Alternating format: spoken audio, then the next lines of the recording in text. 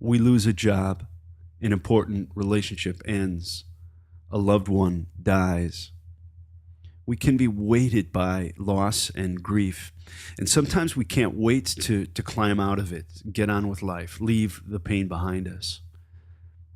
But this space between loss and new life actually deserves our honor. It has things to teach us. This space has power. I'm driving to work one morning and grief hits me out of the blue, just hits me. I'm still missing my parents who died a few years before. In that moment, driving to work, I want to cry. And ahead of me, through the front windshield, the rising sun is creating this palette of color to the eastern clouds and open sky.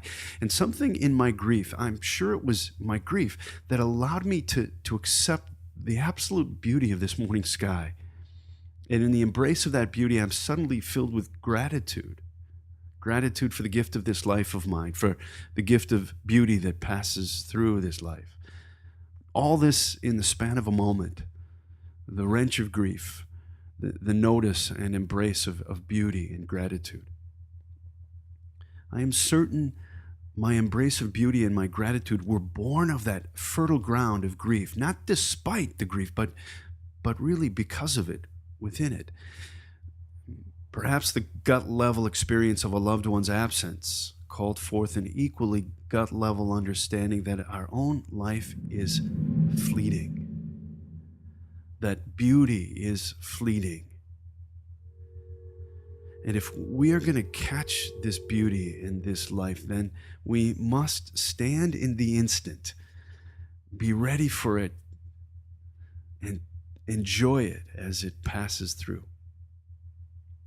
Perhaps it's the dead themselves who are visiting us in our grief, who return briefly to whisper to us in these moments when we are most vulnerable, saying, life is fragile, all is gift, stand in the instant, and know gratitude.